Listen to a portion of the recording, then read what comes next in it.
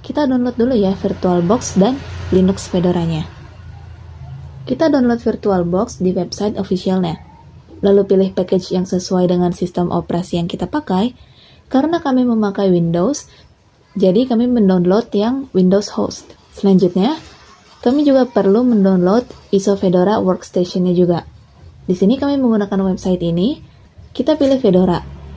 Kita akan langsung dibawa ke website resmi Fedora-nya, lalu kita scroll ke bawah dan pastikan pilih Fedora yang Workstation-nya. Lalu, download yang ini.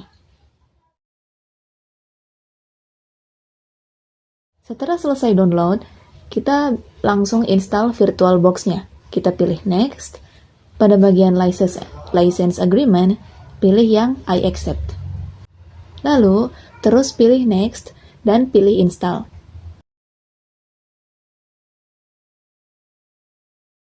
Begitu proses install telah selesai, pencet Finish dan VirtualBox-nya telah terinstall.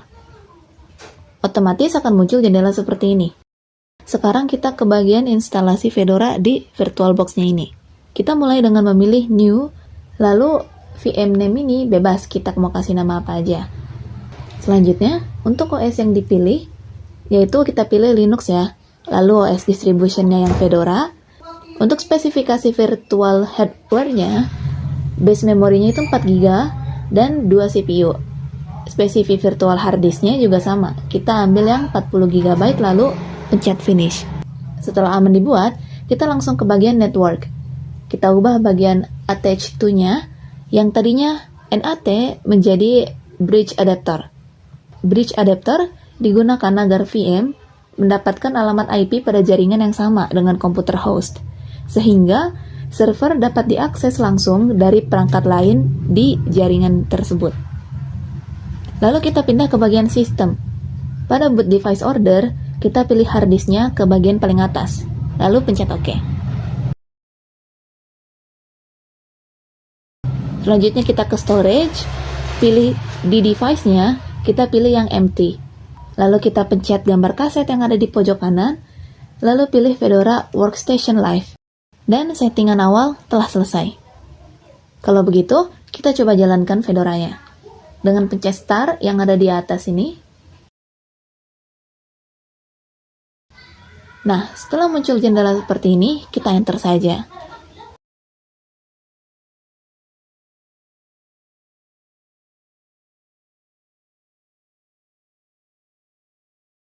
Begitu tampilannya sudah seperti ini, tunggu sebentar sampai muncul jendela ini, lalu kita pilih Install Fedora Linux. Untuk bahasanya, kita pilih bahasa Indonesia, lalu pencet berikutnya, terus, dan terakhir pilih hapus data dan pasang. Dan inilah proses install Fedora-nya. Lalu kita mulai ke proses penyiapan. Kita pencet selanjutnya. Terus pilih zona waktu, lalu aktifkan respiratory pihak ketiga, lalu input nama lengkap dan passwordnya. Jika sudah, pencet selanjutnya dan akhirnya Fedora berhasil diinstal.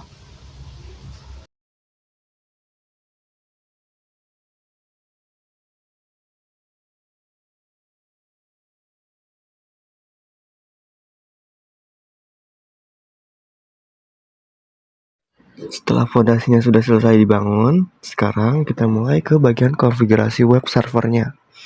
Sebelum memulai, kami memperbarui paket-paket sistem menggunakan perintah sudo dnf update agar seluruh perangkat lunak berada pada versi terbaru dan mendapatkan pembaruan keamanan yang tersedia. Selanjutnya, kami menginstal Nginx sebagai web server utama lewat perintah sudo dnf install nginx -y. Setelah instalasi selesai, kami mengaktifkan layanannya agar siap melayani request HTTP.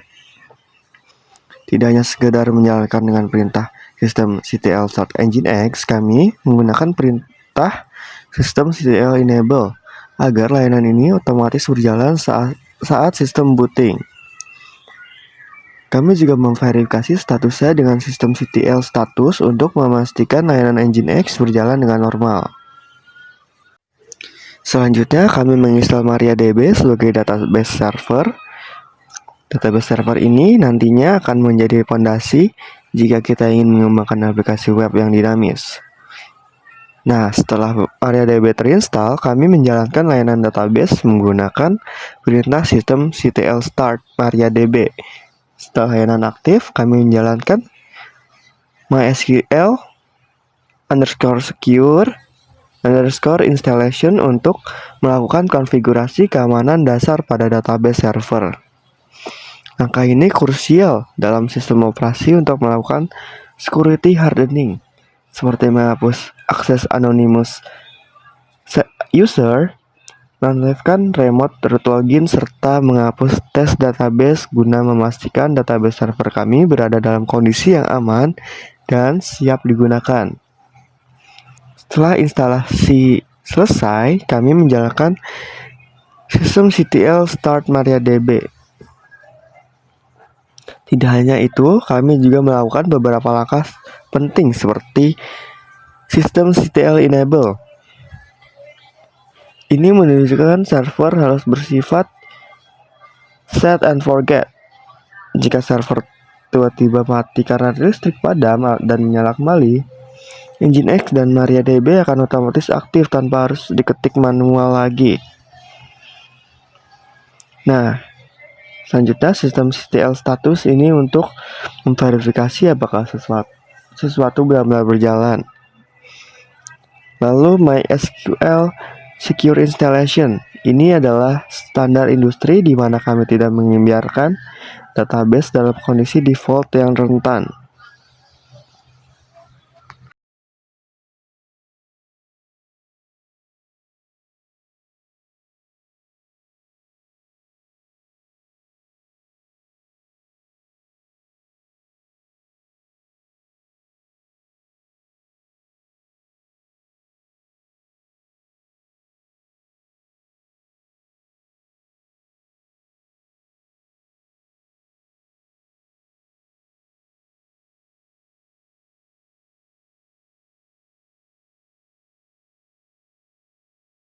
Untuk mengakses server ini, dari sisi host, kami perlu mengetahui alamat IP VM dengan perintah IPA.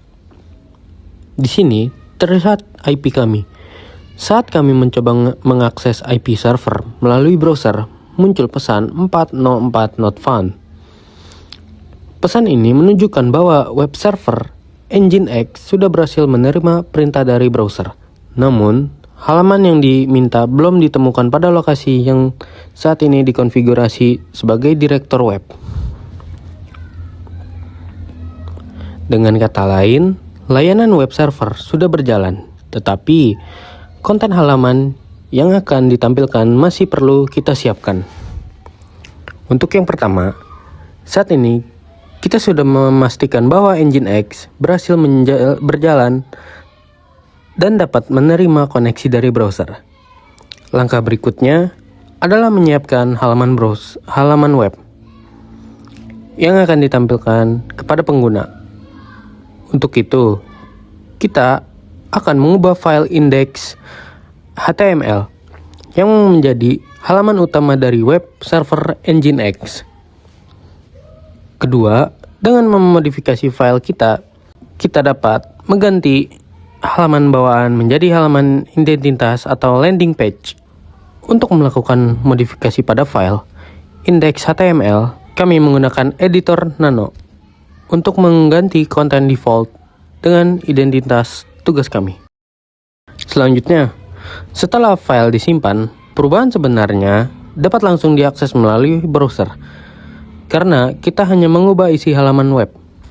Perubahan pada file HTML sebenarnya dapat langsung ditampilkan tanpa melakukan restart layanan. Namun, dalam demonstrasi ini, kami melakukan restart Nginx sebagai langkah verifikasi bahwa layanan tetap berjalan normal setelah proses konfigurasi. Selanjutnya, kita melakukan verifikasi di browser. Halaman landing page kini telah berhasil ditampilkan sesuai dengan yang kami buat tadi. Setelah web server berjalan, langkah selanjutnya adalah meningkatkan keamanan sistem.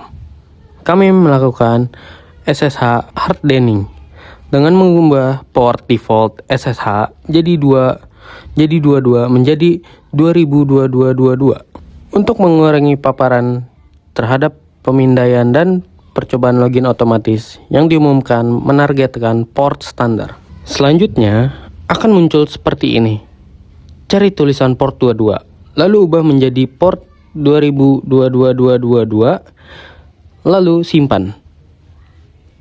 Sebagai pendukung, kami melakukan konfigurasi pada firewall dan reload untuk menerapkan seluruh perubahan firewall yang sudah dikonfigurasi sebelumnya.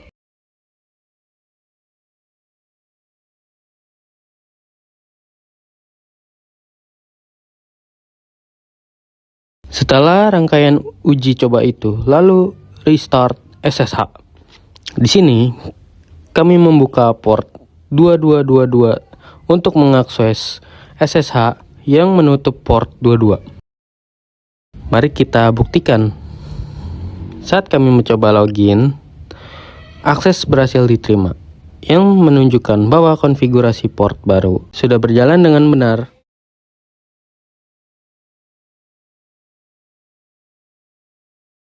Selanjutnya, untuk mengenkripsi data, kami mengimplementasikan SSL menggunakan OpenSSL. Pada tahap ini, OpenSSL akan meminta beberapa informasi seperti nama organisasi, negara, dan common name.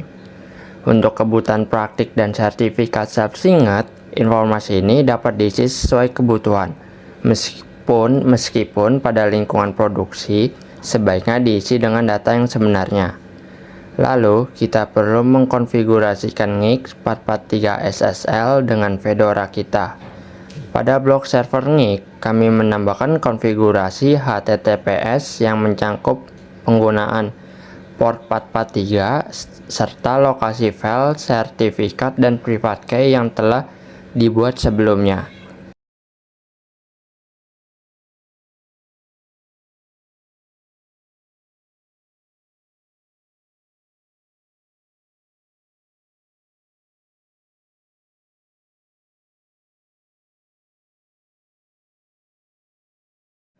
Selanjutnya, kami memeriksa konfigurasi tersebut menggunakan perintah sudo ngic strip t.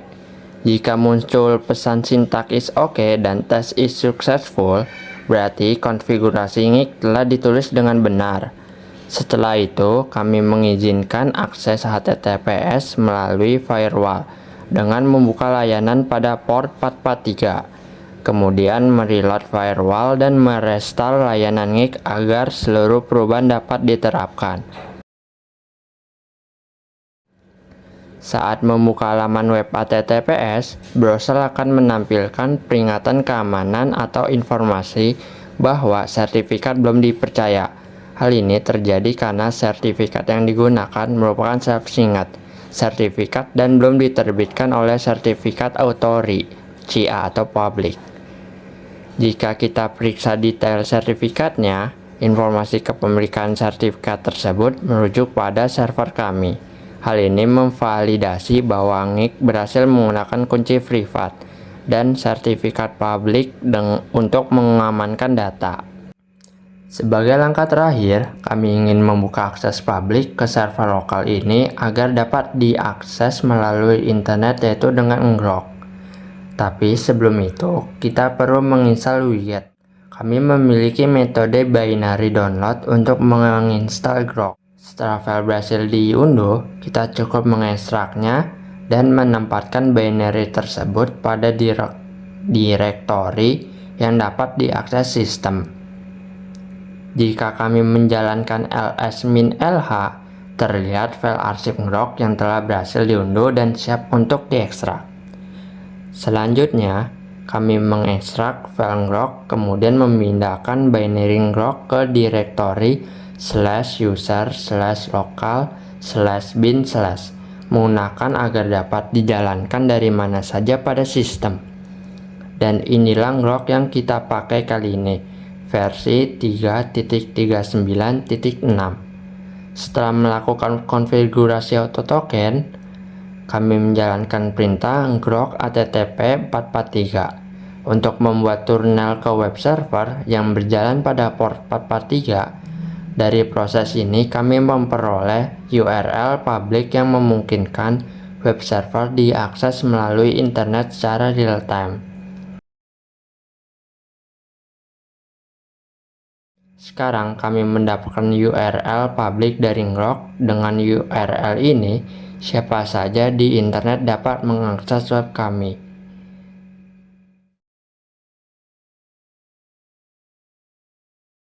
Anda juga dapat melihat bahwa baik versi HTTP maupun HTTPS telah berhasil di-tunneling, yang membuktikan bahwa server kami tidak lagi terbatas di jaringan lokal, melainkan sudah terhubung ke publik dengan standar keamanan yang telah kita terapkan.